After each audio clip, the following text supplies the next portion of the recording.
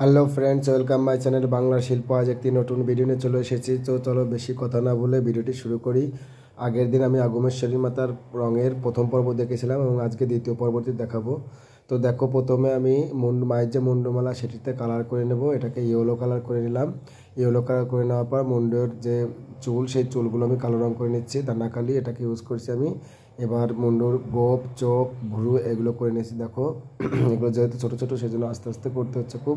তো চোখ, ভুরু, গোপ আমি করে নেওয়ার পর এবার আমি ঠোঁটের লাল এবং অপরটা লালের টান এবং গলায় যে রক্ত কালারটি লাল কালার সেটি করে নিলাম। করে নেওয়ার পর এবার মায়ের বুকের যে ডিজাইন সেটি আমি করছি। দেখো মায়ের বুকের ডিজাইন এবার আমি সাদা কালার দিয়ে করে নিচ্ছি।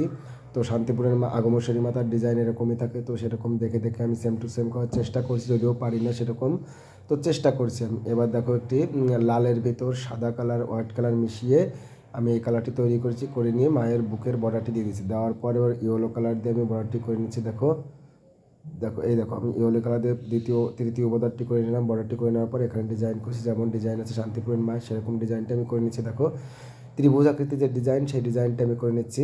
প্রত্যেকটা জায়গায় এই চারিদিকে ঘুরিয়ে এই ডিজাইনটা আমি করে নিলাম। করে নেওয়ার পর আরেকটি ইয়েলো কালার দিয়ে বর্ডার করে নিচ্ছি। দেখো ইয়েলো কালার দিয়ে বর্ডার করে নেওয়ার পর আবার একটি দাগ দিয়ে বর্ডার করে নিচ্ছি ইয়েলো কালার দিয়ে এখানে এস এর মতো একটি ডিজাইনে করে নিচ্ছি।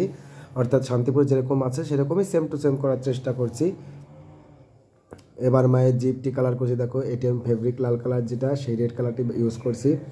তো ইউজ করা মায়ের ঠোঁট যেরকম আছে সেরকম করার চেষ্টা করছি, যেরকম ঠোঁটের দুপাশে যেরকম আছে সেরকম করার চেষ্টা করছি আমি। দেখো তো মায়ের এবার চোখ আঁকবো।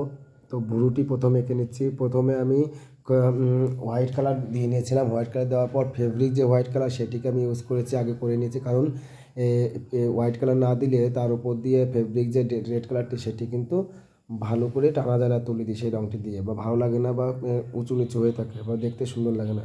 যার জন্য আমি আগে হোয়াইট কালার দিয়ে সেখানে করে নিয়েছি। তো হোয়াইট কালার দিয়ে করে নেওয়ার পর এবার আমি সেটার উপর দিয়ে লাল কালার বা রেড কালার দিয়ে, ফেব্রিক যে রেড কালার সেই রেড কালার দিয়ে ভুরুটা আমি টেনে নিলাম। ভুরুটি টেনে টানার পর দেখো এবার আমি চোখটি টানবো। তো দেখো এবার ফাইনালি মায়ের চোখটি আমি টানতে শুরু করেছি। তো আমার এই ভিডিও যদি তোমাদের ভালো লাগে তাহলে অবশ্যই লাইক, কমেন্ট, শেয়ার করবে। আর যদি মূর্তি কারো প্রয়োজন হয় এরকম মূর্তি, তাহলে অবশ্যই ডেসক্রিপশান বক্সে দেওয়া আমার নাম্বার আছে, সেটিতে তোমরা কন্ট্যাক্ট করতে পারো বা হোয়াটসঅ্যাপ করতে পারো। দেখো মায়ের চোখ আমি করে নিয়েছি। চোখ করে নেওয়ার পর এবার আমি মায়ের মণিটি তৈরি করছি, দুটি মণি। তো দুটি মণি তৈরি করে নিয়েছি। নিচে হলুদ কালারের যে ইয়েলো কালার যে ভরাট সেটি করে নিয়েছি। এবার আমি কালো কালার দিয়ে মায়ের মুখটি ভরাট করে নিয়েছি। দেখো তো এটি খুবই একটি সূক্ষ্ম কাজ, খুব ধীরে ধীরে করতে হয়। এখানে তাড়াহুড়ো করলে কিন্তু কাজটি করা সম্ভব নয়। আর তোমাদের আমি প্রত্যেককে একটি কথাই প্রতিবারই বলি যে যদি এই কাজটি তোমাদের শিখতে ইচ্ছা করে তাহলে ভিডিওটি না দিলে সম্পূর্ণ ভিডিওটি দেখবে। কারণ তোমরা যদি ভিডিওটি পুরো সম্পূর্ণ না দেখো তাহলে তোমরা বুঝতে পারবে না কোন জায়গা থেকে কী করা হলো।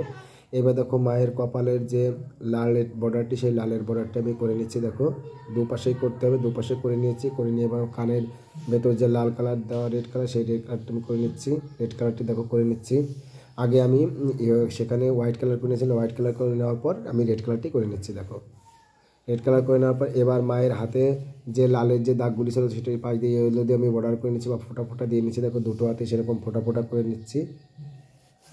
দুটো হাতে ফোটা ফোটা করে নেওয়ার পর এবার মায়ের কপালে রেডের পাশ দিয়ে একটি ইয়েলো বর্ডার হবে। সেই ইয়েলো বর্ডারটি দেখো তোমাদের করে দেখাচ্ছি। দেখো আমি তোমাদের দেখাচ্ছি, এটা স্লো করলাম কী জন্য, যে কতটা ধীরে ধীরে আমাকে এটা করতে হচ্ছে। কারণ একটি 1 ফুটের মূর্তি, ছোট্ট একটি মুখ, 1 ফুটের মূর্তির কতটুকু মুখ হতে পারে, সেই মুখটাতে আমাকে এতগুলো ডিজাইন করতে হবে।